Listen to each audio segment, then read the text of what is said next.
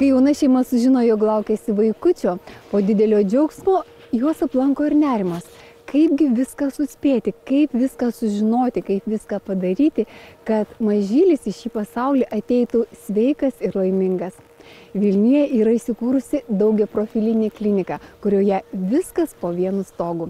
Čia būsima mamytė ir naujagimis yra saugomas, globojamas, jų sveikata sekama nuo pirmųjų embriono akimirkų iki atėjimo į šį pasaulį. Tad kviečiame į Baltijos Amerikos kliniką. Labą dieną. Po beveik 3 mėnesių mama tapsianti Vesta drąsiai užeina į Baltijos ir Amerikos klinikos ginekologijos kabinetą. Jauna moteris žino, kad čia jai bus skirta ir laiko, ir dėmesio, o svarbiausia, jos kūdikėlis ir ji pati visais būdais bus puikiai prižiūrėta. Pirmojo vizito metu nėštumo rizika įvertinama, padaroma vaisiaus echoskopija ir atliekami visi įmanomi reikalingi laboratoriniai tyrimai. Šioje klinikoje mes turime modernę laboratoriją, kurioje atliekami tiek laboratoriniai, biocheminiai, bakteriologiniai tyrimai. Turime modernų echoskopą. Esant reikalui galime atlikti ir 3D echoskopiją, kai kurios nėščios to pageidauja. Taip pat esant nėštumo rizikai, jeigu mamytė yra vyresnė nei 35 metų, ir šeimoje galbūt yra pasitaikę genetinių anomalijų, turime genetiką ir siunčiame genetiko konsultacijai, kuris paskiria tam tikrus reikalingus tyrimus. Kiekvieno vizito metu Baltijos ir Amerikos klinikoje nėščiai skiriama tiek laiko, kiek tik reikia apžiūrėti, atsakyti į visus pacientės klausimus. Nėštumo pabaigoje sudaromas gimdymo planas, o čia gimdančios moterys būna apgyvendintos jaukiuose, namų aplinką primenančiose palatose su individualiu vonios kambariu.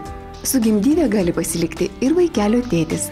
Taip pat Baltijos ir Amerikos klinikos specialistai būsimasias mamas pamoko, kaip prižiūrėti naujagimį. Baltijos ir Amerikos klinikos ginekologai kruopščiai apžiūrėję nėščiąsias, atlikę visus reikiamus tyrimus ir nematydami jokios grėsmės augančiai gyvybei, rekomenduoja lankytis klinikoje esančiame reabilitacijos centre. Nėštumas su reabilitacija dažniausiai, kaip bebūtų gaila, susiduria tada, kai pas nėščią atsiranda problemų, o jau visi žino, kad vaistai yra paskutinė priemonė dėl to, kad jinai gali įtakoti vaisiaus vystymąsi.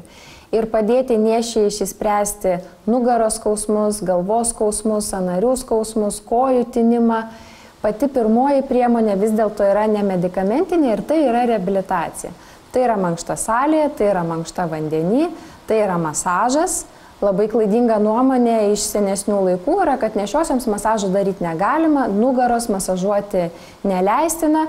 Ir nėštumo pradžioje yra moterų, kurioms jau skauda nugarą, reiškia 9 mėnesiai yra pasmerkti kentėti, vaistų negeriant dėl kūdikio sveikatos, o tam tikrų procedūrų negaunant dėl pasenusių įsitikinimų. Ir todėl reabilitacija yra vienas iš geriausių būdų užtikrinti ne tik nėščiosios gerą savijautą nėštumo metu, bet ir kūdikio vystimasi, dėl to, kad mankšta ir salė ir vandenį tai yra judesys. Judesys tai yra geresnė kraujotaka, tai yra deguonies pasisavinimas, kuriuo moteris jau dalinasi su vaisiumi. Gimdymas tai darbas, kuriam reikia itin kruopštaus pasiruošimo. Ir raumenys tame turi sudalyvauti, ir kvėpavimas, kas yra labai svarbu, ir be abejo sąmoningas suvokimas, kas ten vyks. Dėl to, kai yra salėje mankšta, tai labai daug skiriama dėmesio tempimo pratimams ir kvėpavimui, repeticija, kaip reikės per sąrėmius, kaip tarp sąrėmių, kaip per stangas. Ir tuo pačiu jau patys paprastieji pratimai iš karto po gimdymo. Moteris 1 mėnesį jinai yra namuose su kūdikiu, jai pačiai reikia sustiprėti, reikia prie kūdikio režimo priprasti, jeigu iš vis toks atsiranda. Kažkur pajudėti sporto centrus nėra galimybių ir dažniausiai dar ir pati moteris yra per silpna. Bet kai kuriuos elementarius svarbius pratimus jinai jau gali daryti namuose, jeigu prieš tai yra apmokyta. Mankšta vandenyje nuima krūvio svorį ir suteikia galimybę palaikyti normalų raumenų tonusą. Tačiau neretai nėščiosioms ramybės neduoda klausimai, ar vanduo nebus per šaltas ir ar jame ne per daug chloro. Sporto klubuose yra didelė žmonių kaita, dideli srautai, dėl to chloro koncentracija juose ir privalo pagal higienos normas būti didesnė. Ir sveikas sportuojantis žmogus, jam vėsesnis baseinas yra geriau kaip atgaiva po sporto salės. Bet nėščioji moteris taip aktyviai nebejuda, todėl šiltesnis vanduo jai yra malonesnis ir žiemos laikotarpyje, o Lietuvoje šaltasis sezonas trunka ilgai, mažesnė sušalimo ir peršalimo tikimybė.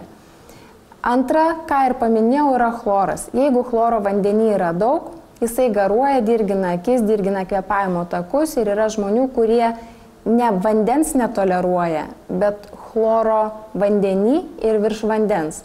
Ir jeigu yra sunku kvėpuoti, jeigu dirgina odą, jeigu yra alerginės reakcijos, tai apmaudu, kai atsisakoma mankštos vandenį vien todėl, kad yra pašalinis dirginimas. Terapiniuose baseinuose, kurie yra pritaikyti gydymui ir ypač kurie yra pritaikyti kūdikių plukdymui, yra ir vanduo šiltesnis, ir chloro koncentracija mažesnė. Ir visas šitas sąlygas, ir šiltą vandenį, ir gerai filtruotą vandenį, ir minimalią chloro koncentraciją su specialisto priežiūra užtikrina Baltijos Amerikos klinikos reabilitacijos centro darbuotojai. Ir priežiūra salėje, ir priežiūra vandenį, ir kokybišką gydomąjį masažą be rizikos pakenkti ir nėščiai, ir su tuo susijusiai kūdikio sveikatai. Iš tikrųjų, aš visą laiką sportavau ir labai noris didelis palaikyti fizinį aktyvumą. Tiesiog nežinai tiksliai, ką galima, ko negalima daryti. Dėl to labai svarbu su profesionalais tai atlikti ir vandenį iš tikrųjų gauni tą, sakau, lengvumo pojūtį, atsikratai visos įtampos nuo kojų, didesnį įtampą ant rankų, kas yra labai svarbu po to, kai laukiasi vaikelio, taip? Tai iš tikrųjų labai gera, tikrai toks, lengvesnė jautiesi, nejauti tikrai jokios įtampos kūne, labai gera.